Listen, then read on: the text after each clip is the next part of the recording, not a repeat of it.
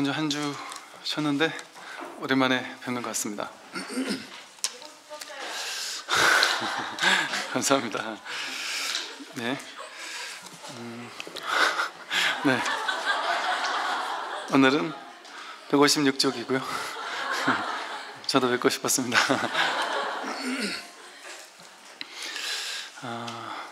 칭찬과 비난에 흔들리지 않는다. 단단한 돌은 아무리 바람이 불어도 흔들리지 않듯이 현명한 사람은 칭찬이나 비난에 흔들리지 않는다라고 복후경에 나와 있네요. 말과 행동과 생각하는 바가 그 누구에게도 거슬리지 않는 사람, 남들이 존경해도 우쭐대지 않고 교만하지 않는 사람, 남들이 비난해도 흔들리지 않는 사람, 그는 이 세상에서 가장 올바른 삶을 살고 있는 것이다. 그랬어요. 이게 이제 왜 이럴까요? 이게 이제 칭찬과 비난에 흔들리는 이유는 칭찬을 들을 때 그게 진짜인 줄 알아서, 또 비난을 들을 때 그게 진짜인 줄 알아서, 칭찬과 비난이라는 그 말이 들릴 때 그 말이 실제 같잖아요. 진짜 같잖아요. 그럼 이제 우리가 그 통찰지라는 것이 그게 정말인가? 내가 칭찬을 듣고 기쁘고 비난을 듣고 괴로운데 그게 정말인가? 자기가 이제 확인해 봐야 되죠. 근데 우리는 그 확인도 안 해보고 그냥 뭐 끌려다닌단 말이에요. 그 말에 끌려다녀. 근데 그 말에 끌려다니려면 그 말이 진짜 실제여야지 그 말에 끌려다니는 거지. 그게 실제가 아닌데 끌려다니는 거는 이제 우리가 어리석은 거잖아요. 허망하게 휘둘리는 거잖아요. 그러니까 이게 진짜인지를 먼저 한번 팩트 체크를 한번 해봐야 된단 말이죠. 그럼 말이라는 것이 이제 똑같은 말을 듣고도 어떨 때는 내 마음 상태에 따라서 어떨 때는 좀 듣기 싫은 말을 들어도 그냥 넘길 때도 있죠. 내가 완전히 마음이 열리고 기쁘고 행복할 때는 좀 듣기 싫은 말을 들어도 그냥 웃어 넘길 수 있단 말이에요. 여유가 있단 말이죠. 그런데 내가 너무 예민하고 스트레스 받고 막 힘들고 이런 상황에서는 그거보다 더 별것 아닌 잔소리를 들어도 막 화가 버럭하고 날 수도 있잖아요. 그러면 그 들려오는 그 소리, 말, 그것 자체에 어떤 성품이 있는 것이 아니라 내 마음 상태에 따라서 그게 좋게 들리거나 나쁘게 들릴 뿐이잖아요. 또 모든 말이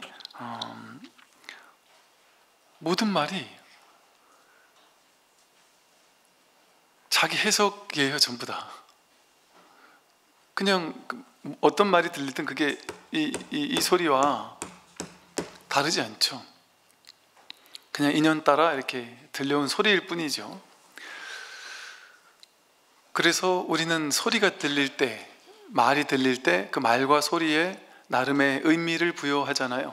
근데 모든 이 국어사전에 있는, 우리가 알고 있는, 머릿속에 들어있는 일체 모든 단어는 전부 다 국어사전적 의미로 우리에게 쓰이지 않아요.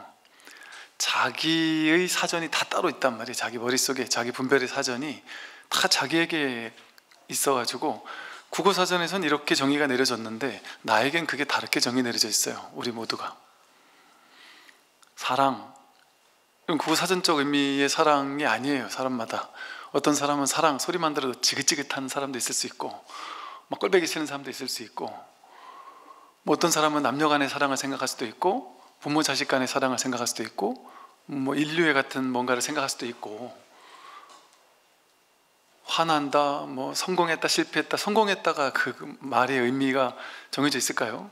사람마다 어떤 사람은 돈을 벌어야 성공했다, 그 돈도 얼마를 벌어야 성공했다가 다 다르잖아요. 어떤 사람은 돈이 성공이 아니라 내가 어떤 사람들에게 어떤 베품을 실천했는지, 그런 것이 그 사람에게 성공의 기준이 되는 사람도 있을 수 있죠. 그러니까 이 성공이라는 말이 어떻게 하나예요? 우리는 성공 이러면 누구나 다 성공 이렇게 알고 있다고 생각하잖아요. 다 다르게 알고 있잖아요. 성공은 100% 다 다르단 말이에요. 그 성공의 개념이. 그러니까 그 말 한마디가, 이 단어 하나도 이럴진데 단어가 조합된 말, 또 그 말에 개념이 부여됐을 때 그 말과 개념, 그것은 사람마다 그 개념이 다 달라요. 완전히 다 다르죠. 그러니 어떤 말이 나온다 할지라도 그것은 자기가 해석된 말일 뿐이죠. 그거 자체 성품이 없어요. 그러니까 어떤 말 한마디가 이 사람이라는 존재가 얼마나 부서지기 쉬운 존재인지, 그냥 단어의 조합인 말 한마디, 그 말 한마디가 그 사람을 평생 괴롭게 만들기도 하잖아요. 평생 그 말에 노예가 돼가지고 말에 휘둘려서 평생 트라우마가 되어서 나는 이렇게 못난 놈이야, 그 생각에 갇혀서 평생을 사는 사람도 있어요. 그 전혀 위력이 없는 말인데도 불구하고 그 말이 또 누군가에게는 아무것도 아닌 말이 될 수 있죠. 똑같은 말이 어떤 사람에게는 내가 이런 말 안 할라 했는데, 제가 이런 말 안 할라 했는데요, 내가 메시아야. 몰랐지? 내가 메시아야. 내가 하나님이야. 하나님 잘 모셔 라고 누군가가 얘기를 했다. 그런 사람이 있다면서요, 요새. 그렇게 했을 때 대부분의 사람들은 지금 여러분처럼 비웃겠죠. 웃고 말겠죠, 그죠? 그런데 누군가는 그걸 진짜인 줄 알고 믿는단 말이에요. 진짜인 줄 알고 믿게 만드는 건 정말 쉬워요. 여러분, 스님, 그거는 정신적으로 좀 이렇게 좀 나약하고 이런 사람들만 그런 데 끌려다니는 거지, 그런 놈이 나쁜 놈이지, 이렇게 생각하잖아요. 정신적으로 이렇게 나약한 사람만 끌려다니지 않아요. 정신적으로 견고하고 뚜렷하고 학벌도 있고 사회적 지위도 있고 이런 사람들 많이 끌려가요. 많이 끌려가요. 그거랑 상관이 없다니까요. 왜냐하면 이제 그 스님들한테 많은 분들이 질문을 하시잖아요. 이제 예전에 보면 제가 여기 서초동에 있는 절에서 출가를 했는데, 서울 강남에 아주 쟁쟁하신 우리 저 거사림에, 그 고사님애가 쟁쟁했어요. 막 그냥 뭐 뻑한문 사장, 회장, 무슨 원장, 판사, 변호사, 되게 높으신 분들이 많았어요. 근데 저는 20대 그때 이제 출가한 지 얼마 안 된 스님인데, 고민을 진지하게 얘기를 하시는 걸 보고 제가 약간 충격이었어요. 왜냐하면 뭐지? 이분들은 내가 20대 중반에 아무것도 모르는 젊은이라는 걸 모르나? 가만히 눈동자를 보니까 너무 진지한 거예요. 그리고 저에게 진짜 뭔가를 바라는 눈동자면서, 그게 전 너무 충격이었어요. 이 말은 곧 이렇게 우리가 사회적인 어떤 저명하신 분들도 상에 빠져 있는 거잖아요. 스님이라는 상. 그 스님이라는 상을 믿는 거잖아요. 그리고 저는 그거를 또 아닌 척하면서, 거룩한 스님인 척하면서 그 말을 듣고 저보다 훨씬 많이 아는 분들에게 조언을 해줘야 되는 거잖아요. 되도 않는 조언을 해줘야 된단 말이죠. 근데 그분들은 그걸 또 되도 않는 조언이라고 안 들어요. 당연한 얘기, 평범한 얘기 해줘도 또 본인의 마음 상태에 따라서 이걸 또 되게 크게 듣는 분도 계실 수 있겠죠.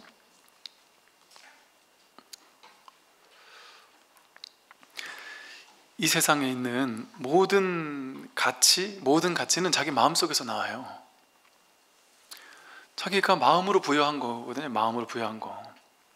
그래서 이 세상에는 내가 해석하고 판단하고 분별해가지고 이 세상 모든 것들을, 이건 좋고 저건 나쁘다, 이건 낮은 거고 저건 높은 거야, 이건 안 좋은 거고 저건 좋은 거야, 이런 식으로 이 세상 모든 것들의 가치를 매기거든요. 부여하거든요. 자기 생각을 가지고. 그게 세상 모든 사람이 부여하는 가치와 어느 정도 맞을 수도 있고 안 맞을 수도 있어요. 나만이 독특한 가치도 있을 수 있고, 또 이 세상 모든 사람들이 지금의 시대 정신 이러잖아요. 지금의 시대에 맞는 시대 정신이 있어요. 그럼 그 시대 정신을, 지금을 사는 사람들은 전부 다 그 정신을 믿고 있단 말이에요. 그게 옳다라고 믿고 산단 말이에요. 근데 그게 지금이니까 맞지, 과거에도 맞았을까요?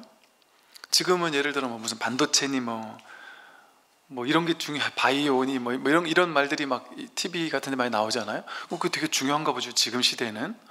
그 원시인들에게 뭐 반도체가 뭔 의미가 있겠어요? 조선시대 때 반도체가 뭔 중요한 가치가 있겠어요? 그게 뭔지 어찌 알겠어요? 그러니까 지금은 중요하다고 느껴지는 게, 지금은 예를 들어 뭐 다이아몬드 같은 보석이 중요하다. 원시시대 같으면 그건 뭐 아무짝에 쓸모없는 거죠. 그냥 밥 한 끼 먹는 것보다 못한 걸 수도 있었단 말이죠. 그러니까 모든 사람이, 이 세상이 다 같이 이건 옳은 거고 저건 틀린 거야 라고 말하겠죠. 세상은 그렇게 말하잖아요. 그래서 세상에서 규정해 놓은 그 옳고 그름의 가치를 우리가 잘 학습하는 걸 공부라고 하잖아요. 근데 그게 옳으냔 말이에요.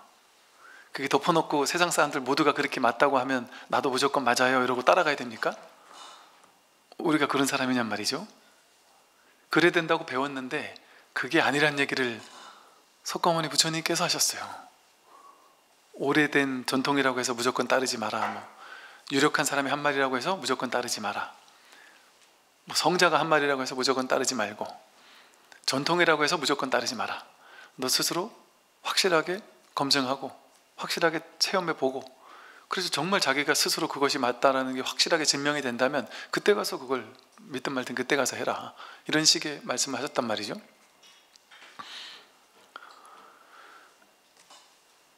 그러니까 지금 우리가 알고 있는 모든 것들이 전부 다 알 수 없는 걸 안다고 착각하는 거예요. 이건 좋은 거고 저건 나쁜 거라고 생각했던 게 진짜인 줄 알 수 없는 거예요. 이런 삶은 고귀한 인생이고 저런 삶은 아주 파렴치한 인생이야, 알 수 없어요. 알 수 없어요. 완전 거꾸로일 수도 있고요. 근데 우리는 안다고 생각하잖아요. 학습했으니까, 학교 다니면서 다 배웠으니까, 옳고 그름 도덕 시간에 다 배웠단 말이에요. 근데 그게 정말 맞는지 확인해 보진 않았어요. 그냥 남들 다 우르르 글로 가니까 나도 그냥 우르르 따라갔던 거예요. 남들이 옳다고 하면 옳은 줄 알고 좋다면 좋은 줄 알고 의심해 보지 않고. 마치 그걸 풍자한 그 그림 동화가 그 있죠. 애벌레들이 막 이렇게 올라가더란 말이죠. 위를 막 다른 애벌레를 밟고 막 치열하게 위로 올라가더라는 거죠. 그 밑에 있는 애벌레가 보니까 얘네가 막 우르르 몰려가지고 저 위로 막 올라가니까 야, 저 위에 뭐 중요한 게 있나 보다 하고는 남들이 우르르 가니까 자기는 왜 가야 되는지도 모르는 거예요. 그냥 그 많은 애벌레가 막 올라가니까 모르겠다 하고 나도 그냥 뒤처지지 않으려고 막 죽도록 쫓아 올라갔다면 남들 밟고 뭉개고 위에 사람 끌어내리면서 올라갔더니 아무것도 없더라는 거예요. 우리가 똑같이 그러고 있단 말이야. 세상 사람들이 모두 그 가치를 향해 달려가니까 의심해보지 않은 채 그건 진짜 가치가 있겠지. 왜? 모두가 다 가치 있다고 하니까 가치가 있겠지. 그렇게 생각한단 말이죠. 그래서 이제는 좀 그러지 않나요? 예를 들어 내가 보기에 좋은데 그걸 좋다고 말을 못해요. 내가 보기 좋은데 좋다고 말을 못해요. 왜? 사회에서 세상 사람들이 어떻게 보는지를 먼저 보고 괜히 내가 어설프게 말했다가 어설프게 이걸 했다가 남들이 그거는 좀 아니야 이렇게 얘기하면 내가 좀 수준 낮은 사람이 돼버리잖아요. 그러니까 그 겁이 나는 거예요. 근데 저마다 놀라운 점은 우리 모두는 그런 어떤 지식과 상관없이 그냥 내가 좋은 게 있어요. 내 감이 내가 좋은 게 있단 말이에요. 그걸 왜 당당하게 좋다고 말을 못해야 될까요? 남들 모두가 그걸 싫어한다고 해서 그럴 수 있냔 말이죠. 이처럼 우리가 모든 말, 모든 가치는 실체가 없어요. 고정된 실체가 없습니다. 그 말을 듣고 나서 우리가 괴로워해야 할 하등의 이유가 없는 거예요. 어떤 사람이 나한테 욕을 했다. 그건 그 사람의 입장에서 그 사람의 독특한 이 85인국 가운데 한 명의 가치 기준, 그 가치 기준으로 나한테 욕한 거거든요. 그럼 내가 왜 이 85인국 가운데 그 한 사람의 말에 그렇게 끌려다녀야 될까요? 그 말을 믿고 진짜라고 믿어야 될까요? 사실은 우리가 이러고 있죠. 사람들이 나를 욕한다고 다 괴롭진 않아요. 내가 내 스스로도 분별해가지고 이 사람 말은 무시, 저 사람 말 무시, 이 사람 말은 저 사람 좀 중요한 사람이니까, 저 사람의 한 말이니까 내가 진짜 뭔가 문제가 있나? 이렇게 그 말에 대해서 내가 판단해서 내가 쥔 것에 한해서만 내가 곧 끌려다닐 수 있어요. 그러니까 결국은 남들이 나한테 한 말에 끌려다니는 게 아니라 내가 그 말에 의미부여를 하고 그 말에는 끌려다닐 법해, 이렇게 생각하고 끌려다니는 거거든요. 근데 그것은 자기가 자기에게 하는 분별이에요. 그래서 그 어떤 말도, 그 어떤 가치도 이 현실 세계에서는 그것을 그냥 그 연극을 잘 해야 되죠. 인연따라 좋다고도 하고 나쁘다고도 하고 옳다고도 하고 그렇다고도 하면서 그렇게 다 연극은 잘해야 되겠지만, 더 근원에서는 듣되 들은 바가 없이 들어야 되는 거죠. 왜냐하면 그 실제로 실체가 없으니까. 실질적인 어떤 가치를 지닌 정말 그런 말이 아니잖아요. 근데 내가 그냥 휘둘렸을 뿐이죠. 그래서 말의 의미가 정멸을 해요. 말에 의미가 없어요. 이제 의미가 다 있는데 의미가 없어요. 말이 심각성이 덜어진단 말이에요. 무게감이 없단 말이에요. 말을 그냥 우리가 이렇게도 쓰고 저렇게도 쓰고 이 말도 쓰고 저 말도 써서 이 세상 살아가는 데 도움되기 위해서, 이 분별의 세계니까 분별의 세계에서 연극하는데 도움되기 위해서 그냥 이 말도 쓰고 저 말도 쓰고 다 쓰지만, 내 안에서는 그 어떤 말에도 의미 부여를 크게 하지 않는다. 의미 부여를 하지 않는다는 게 아니라 이 말이 나온 자리, 말이 나와서 그 말을 해석하면 우린 분별 쫓아가는 거잖아요. 그래서 그 말을 쥐일까 버릴까를 선택하잖아요. 그래서 좋은 소리는 행복해, 나쁜 소리 들으면 불행해, 이렇게 괴로워, 이렇게 생각하잖아요. 근데 그 말 뜻을 따라갔을 때 얘기죠. 두 번째 짤이 떨어졌을 때 얘기죠. 근데 말이, 우리는 한 번도 말의 내용에 관심은 기울여 봤는데 말이 나온 자리, 그 자리에 관심을 기울여 봤습니까? 이 말이 어디서 나왔지? 욕설이나 칭찬이나 비난이 같은 자리에서 나오지 않았어요? 또 그게 저쪽에서 나왔습니까? 내가 여기서 지금 그 욕설이다 뭐다 하고 분별을 하고 있잖아요. 내가 여기서 분별을 하니까 그 말이 의미를 지니고 있잖아요. 여기서 일어나는 일이거든요. 자기 마음 안에서 그 모든 말들, 개념들이 다 일어난단 말이에요. 뭐 그뿐이겠어요? 말만 그렇겠어요? 모든 이 세상 전체가 실제감이 없어요. 우리가 이제 여기에 딱 개입되면 막 강렬한 실제감이 있는 것 같잖아요. 이 세상 전체가 실제감이 있는 것처럼 느껴지잖아요. 이 개념 속에서 사니까, 관념 속에서 사니까, 이 세상에 대해서 내가 실제감을 부여하고 그걸 믿고 사니까. 근데 사실은 이 세상에는 본래 실제감이 없어요. 있는 것도 아니고 없는 것도 아니에요.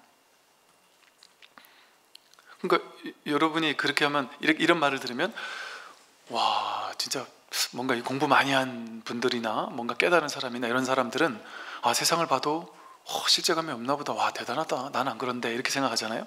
여러분 안 그럴까요? 여러분 밑에 집 누가 사는지 아세요? 아파트 엘리베이터에 사람들 만나면은 이 사람이 누구고 뭐 하는지 관심이 크게 없을 수도 있죠. 물론 인사하는 사람도 있을 수 있겠지만 아예 인사도 안 하고 누군지도 모르고 모른 척 지나치는 사람도 많을 수 있잖아요. 여러분이 지금 마주하는 눈에 보이는 모든 것들에 전부 다 의미부여를 하나요? 거의 대부분이 날아가잖아요. 이렇게 우리가 아웃포커싱 되듯이 내가 관심을 딱 기울이는 이것만 딱 이렇게 초점이 와버리고 나머지는 내 인생에서 휙 날아가 버리잖아요. 무게감이 없잖아요, 이 세상이. 내가 딱 집착했던 거에 대해서만 선택적으로 취하거나 버리는, 분별했던 대상, 내가 너무 좋은 거야 라고 취하거나 이건 너무 싫은 거야 라고 거부했던, 취사 간택했던 어떤 특정한 대상, 그것도 내가 취사 간택한 거. 그러니까 남들하고는 상관없는 거예요. 남들은 다른 걸 취사할 수도 있어요. 근데 내가 취하고 내가 버리려고 했던 그것들, 그 대상들, 소수의 몇몇 가지 대상, 그것만 내 인생에 확 실제감을 가지고 무게감을 가지죠. 나랑 관심도 없고 내가 신경도 안 쓰는 사람이 나한테 막 욕을 해도 별 상관없단 말이에요. 근데 내가 정말 중요하다고 생각하는 사람이, 비중이 있다고 느끼는 사람이 나한테 욕을 하면 막 얼마나 화가 나고 스트레스를 받겠어요.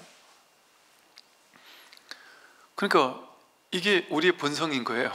내가 본래 집착하지 않았을 때는 우리는 아무 집착이 없었어요. 그리고 여러분들은 본래 집착 안 하고 있단 말이에요. 그러다가 인생을 살다가 어느 순간 특정한 거 한두 가지를 선택적으로 집착하기 시작했어요. 의미 부여하기 시작했고, 그게 내 인생에 중요해 라고 관념을 부여하기 시작했어요. 내가 한 거잖아요.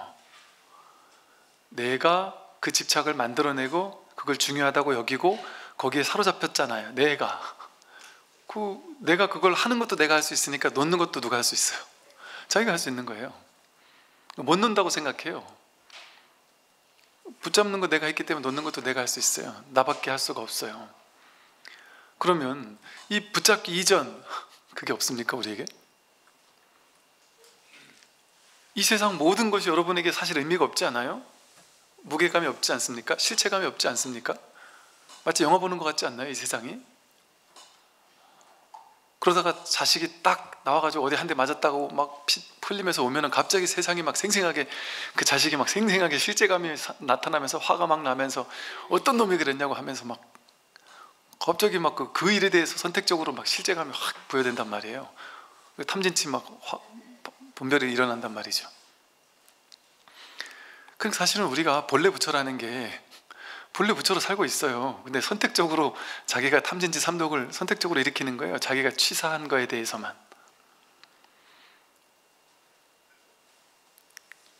그러니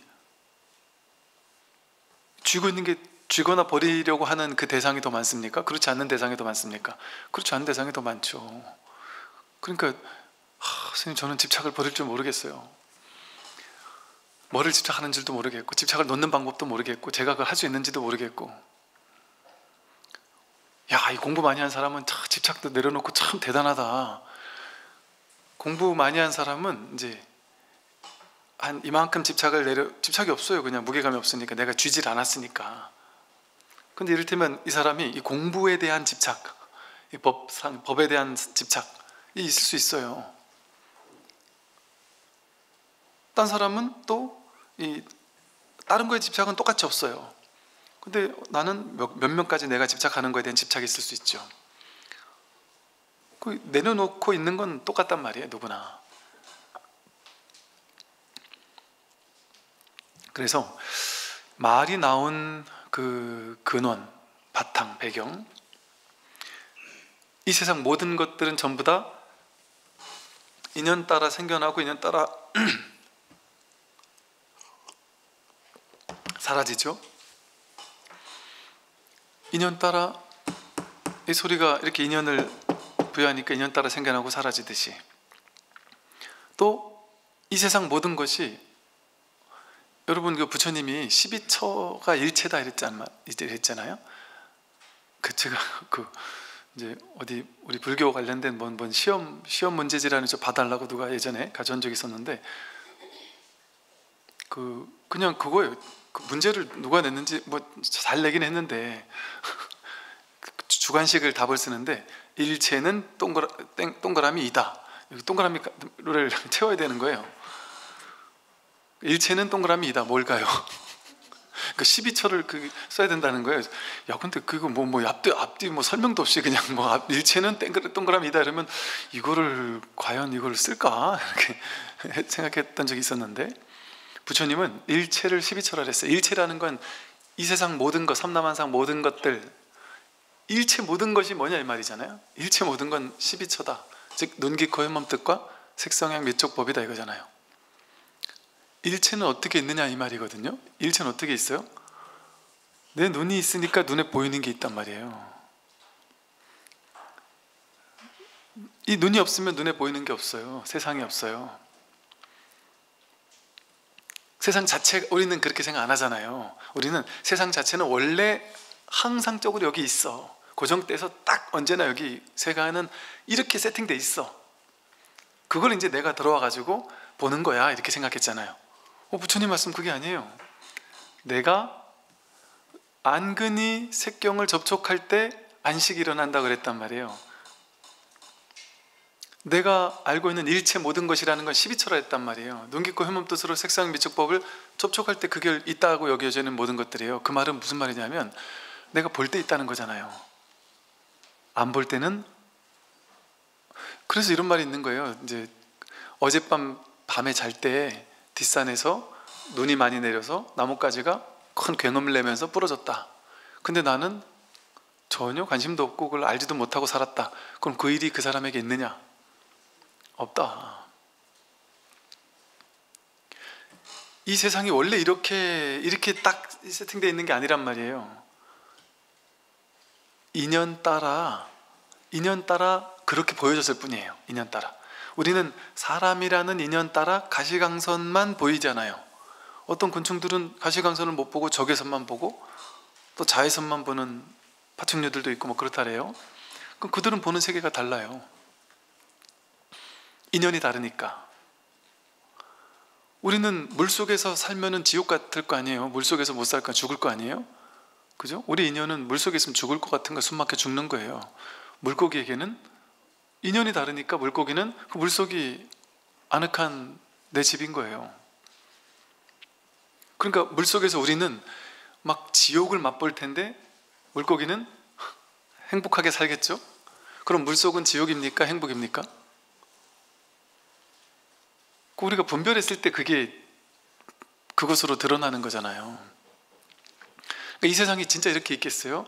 지금 자살하고 싶은 누군가, 지금 요 한강대교로 혹시나 자살하려고 막 걸어가고 있는 누군가가 있다면 이 바로 옆인데 여기 있는 여러분 중에 누군가는 너무 행복감에 막 환희심에 젖어 있을 수도 있지만 그 누군가는 지금 여기서 환희심에 젖어 있는 사람은 문을 나섰는데 자동차가 휙휙 지나가는 것조차 아름다울 수 있어요. 뺨을 스치는 바람이 너무나도 아름다울 수 있고요. 여기서 그냥 가기 아쉬워서 이렇게 걸어서 한강 중간까지 갔다가 오는데 저녁 때 이 해 떨어지는 모습을 한강 다리 중간에서 보면 너무나 아름답잖아요. 하나하나가 너무나도 감동적이고 아름답고 이 충만한 세상 속에서 충만한 행복감을 느끼는 수도 있어요. 근데 똑같은 걸 보면서 누군가는 그 아름다운 노을을 보고 감동하는 것이 아니라 그 다리 위에서 여기 떨어지면 그냥 깔끔하게 죽을 수 있겠지, 이걸 생각하는 사람도 있잖아요. 그럼 그 사람에게 세계가, 이 두 사람에게 세계가 똑같이 보이겠어요? 똑같은 세계지만 전혀 다르게 보이는 거예요. 전혀 다르게 연기하는 거예요. 그러면 세계는 정해져 있습니까? 어떤 세계라고? 또 천상세계 신들이 있다면 신들은 다른 파장을 볼 거 아니겠어요? 우리 거시광선이 볼 수 있는 파장이 딱 정해져 있듯이 그 뭐 어떤 분들은 그러잖아요. 뭐 귀신을 보는 사람도 있다고 뭐 이러잖아요.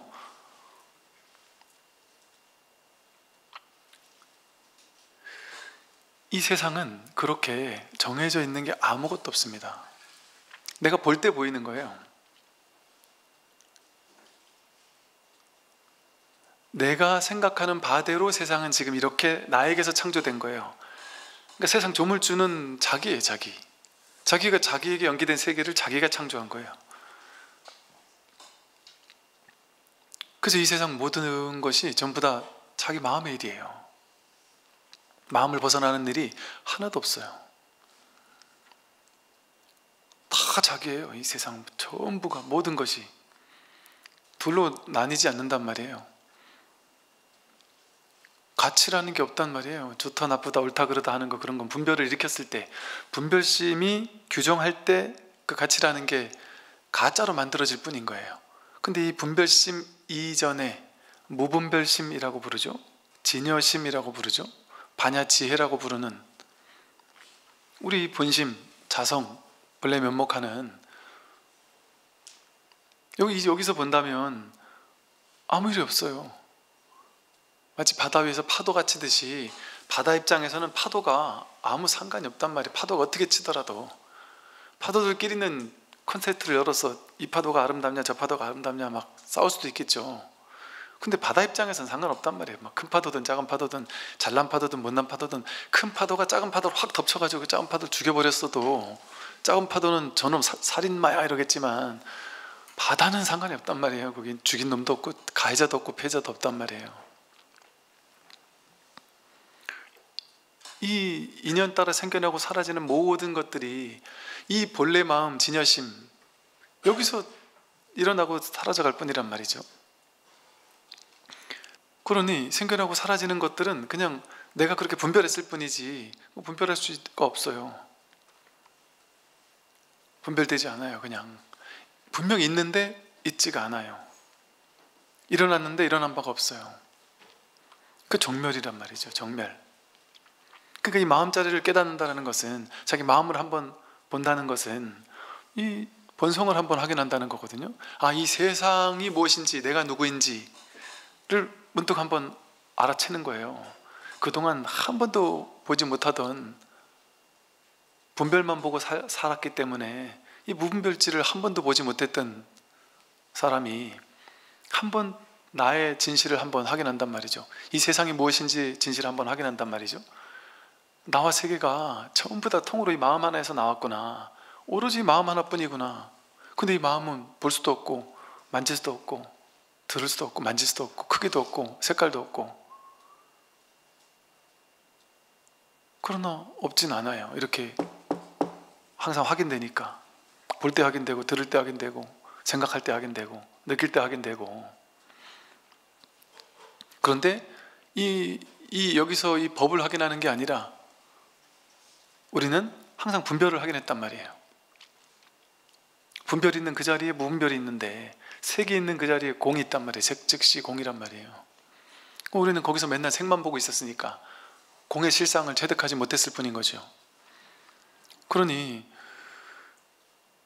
이 세상에 무슨 일이 있겠어요. 이 자리에서는. 그러니까 칭찬을 듣든 비난을 듣든 이런 얘기를 들으면 이제 처음 초심자 불자들은 어떻게 보냐면 아, 바람에 흔들리지 않듯이 칭찬과 비난에 흔들리지 않아야 되는 거구나. 아, 이렇게 하란 얘기구나. 그래서 이제 누가 막 칭찬하면 흔들리면 안 돼. 흔들리면 안 돼. 넌 수행자야. 우리 속으로 다 그러잖아요, 사실. 또 누가 막 욕을 하면 내가 막 좌절하고 절망하는 걸 보고서 안 돼, 안 돼. 너 공부 많이 한 사람이잖아. 너 수행한 사람이야. 너 기도를 맨날 그렇게 열심히 했잖아. 100일 기도도 하고 1000배도 하고 10,000배도 하고 마음 공부 그렇게 열심히 했는데 너가 이렇게 휘둘린다는 건 넌 공부 못했단 소리야. 그러면서 이제 막 그런 일이 일어날 때마다 막 더 불안쳐 줘야죠. 내가 수행자라고 생각했는데 나는 수행자가 아니었어. 내가 이렇게 휘둘린 나약한 사람이었구나. 그러면 이제 그때부터 이렇게 살아야 되는 줄 알고는 칭찬받고 들뜰 때마다 비난받고 화가 날 때마다 이제 막 통제, 억압 내려누르고 찍어 누르고 이러기 전에 칭찬 듣고 안 기쁜 척 속으로 혼자 좋아하고 또 비난 듣고 화 안 나는 척 허허하고 누가 욕하는데도 기분 안 나쁜 척하고 웃는 척하고 이렇게 연기를 할 수 있겠죠. 그렇게 하라는 얘기가 아니에요. 이제 우리가 아디아샨티 참된 명상이라는 책을 이제 공부를 하고 있는데 거기에서 처음부터 끝까지 나오는 게 야, 참 저도 어지간하면은 진짜 맨날 똑같은 말만 진짜 지긋지긋하게 반복을 하는 사람이잖아요.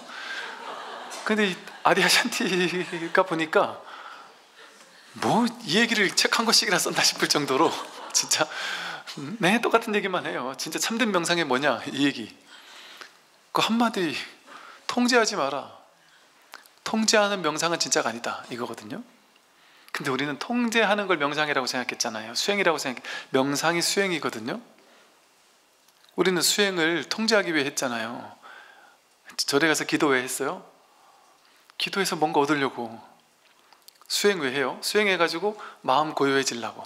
수행해서 내가 힘든 일 이겨내려고. 그거는 통제하려는 거 아니에요. 지금 이대로의 내가 아닌 다른 나로 바뀌려고 하는 거 아니에요. 지금 이거 아니야. 더 나아지겠어. 더 좋아지겠어. 더 변화하겠어. 칭찬을 들어도 흔들리지 않고 비난을 들어도 흔들리지 않는 사람으로 바뀌어버리겠어. 그거 통제하려는 거 아니에요. 그걸 우리는 수행이라고 생각하면서, 명상이라고 생각하면서 지금까지 불교 공부했단 말이죠. 근데 그거 수행 아니에요. 그럴 것 같았으면 부처님이나 깨달은 사람은 누가 칭찬하든 비난하든, 심지어 누가 와서 막 욕을 하고 한 대 때리든 아무렇지도 않아야 될 거 아니에요. 부처님 그러셨나요?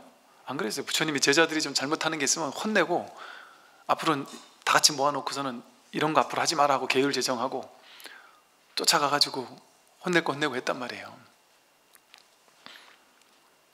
화날 때 화내고 혼낼 때 혼내고 할 거 다 한단 말이죠.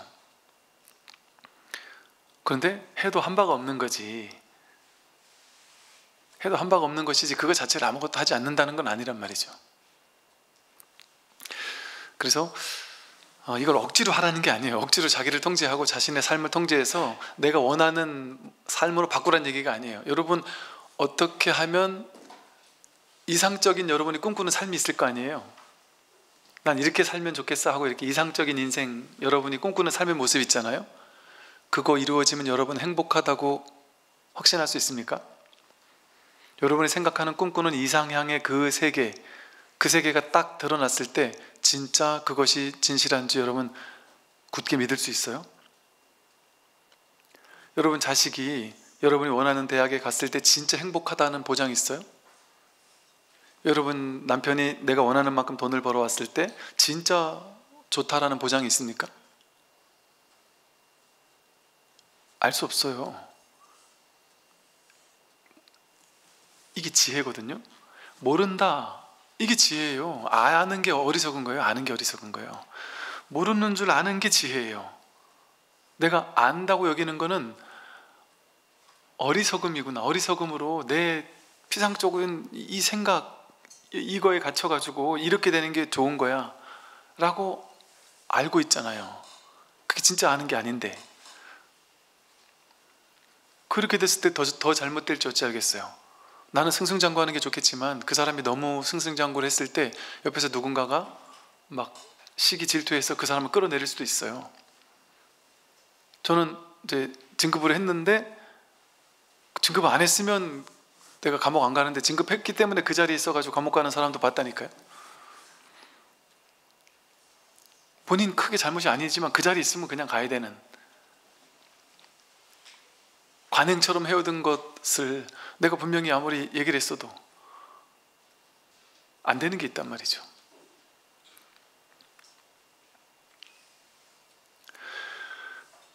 그래서 자기 생각으로 나는 이렇게 되면 좋겠어 하고 그걸 위해서 지금까지 억지로 그렇게 내 인생, 지금 이 인생을 버리고 내가 원하는 이 반짝반짝 빛나는 인생으로 바꾸려고 그걸 향해 노력해 왔잖아요. 그거 하느라고 힘들었잖아요. 근데 이게 진짜인 줄 알 수 있냔 말이에요. 알 수 없어요. 알 수 없다고 아무것도 하지 말라는 건 아니에요. 알 수 없지만 지금 내가 그걸 하고 싶어요. 내가 왠지 지금 내 수준에서는 이걸 하는 게 맞는 것 같아요. 그럴 수 있잖아요. 그죠? 이게 진실인지 알 수 없지만, 알 수 없다 아무것도 안 하면 안 되잖아요. 근데 또 다른 진실은 뭐냐면, 지금 얘의 진실이에요. 얘의 진실은, 지금 나의 진실은 요게 되고 싶어. 이것도 진실이란 말이에요. 그러니까 이 진실을 버릴 필요도 없단 말이에요. 근데 이걸 내가 알 수 없기 때문에 그 진실을 버릴 필요도 없고, 그러니까 얘 진실을 따라서 하란 말이죠. 근데 이건 알 수 없으니까 함이 없이 하란 말이죠. 그러면 둘 다 충족되는 거 아니에요? 쉽게 말하면 하지 말라는 게 아닌 거예요. 무엇이든 다 돼. 알 수 없다라는 진실을 알면, 알 수 없다라는 진실을 알면 내맡기고 하게 돼요. 내맡긴다는 건 뭐냐면 자기가 사라져요. 자기가. 내 뜻이라는 게 없어요. 옳다 그르다라는 그건 내가 나서서 하는 거잖아요. 그러니까 내가 안다, 내가 이렇게 하면 내 인생 행복할 거라고 나는 알아, 이렇게 생각하는 거잖아요. 알 수 없다니까요. 그래서 우리에게 진짜 축복은 괴로움이라는 가면을 쓰고 나타나거든요. 우리가 그렇게 싫어하는 거, 인생의 가장 큰 축복이 나타날 때는 가장 꼴보기 싫은 걸로 나타날 수 있어요. 내 인생 저놈 때문에 망쳤다 하는 그놈 때문에 내가 인생이 너무 괴로워서 마음 공부해서 깨달은 사람들 많아요. 왜냐하면 이게 저도 이렇게 지켜보다 보니까 그냥 순탄하고 평탄한 사람들은 이 공부에 간절함이 부족해요.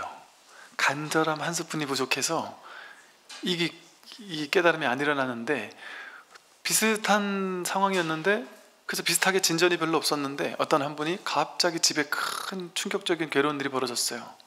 그래서 너무 힘들었어요. 몇 개월 지나가지고 겨우 수습이 됐어요. 근데 그 몇 개월 너무 괴로워하던 그 시기에 문득 깨어났어요.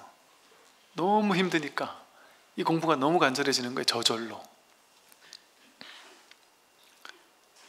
그러니까 우리 분별은 내가 원하는 기쁜 인생, 행복한 인생만 벌어졌으면 좋겠잖아요. 근데 그건 내 생각이에요. 진리는 여러분에게 그렇게 작은 걸 주고 싶은 게 아니에요. 내가 원하는 거, 나 돈 이만큼 벌었으면 좋겠고, 내가 원하는 거 요만한 걸 주고 싶은 게 아니라 이 우주 전체를 주고 싶단 말이에요. 진짜 큰 걸 주고 싶단 말이에요.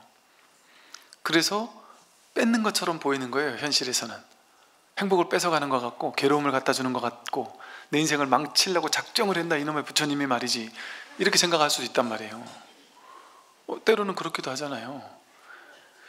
이게 이제 순탄한 사람은 모르겠는데, 인생이 정말 죽을 것처럼 괴로운 사람도 있거든요.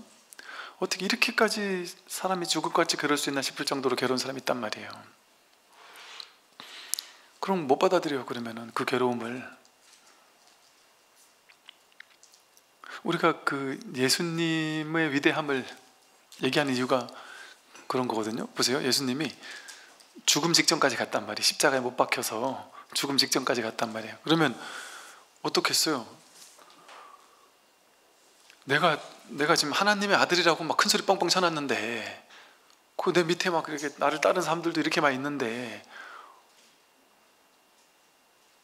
하나님한테 막 원망도 해보고, 하나님 나 진짜 못 박히게 할 거예요? 내가 당신 아들인데 남들 체면도 있지, 어떻게 좀 빨리 해보세요 하고, 어떻게든 정령 저를 버리시나이까 이랬단 말이에요. 그 자기가 있는 거야. 자기가 내가 하나님의 아들이다 하고, 나를 어떻게 버릴 수 있습니까 하고, 내가 살아있으니까 박힌단 말이에요. 그래서 죽음 직전까지 간단 말이에요. 그래서 결국 죽는단 말이에요. 그러니까 죽을 수도 있다니까요. 우리 죽을 수도 있는 게 아니라, 우리는 다 죽잖아요. 어차피 다 죽을 거니까 아쉬울 것도 없죠. 사실 죽음의 괴로움이 와도 너무 억울해 이럴 필요도 없죠. 사실은 누구나 다 똑같이 죽을 거니까요. 근데 그렇게 그 고통이 왔을 때, 인생의 고통이 왔을 때 왜 나에게만 이런 고통이 오느냐, 그러면서 이걸 죽어도 못 받아들이겠다고 한단 말이에요.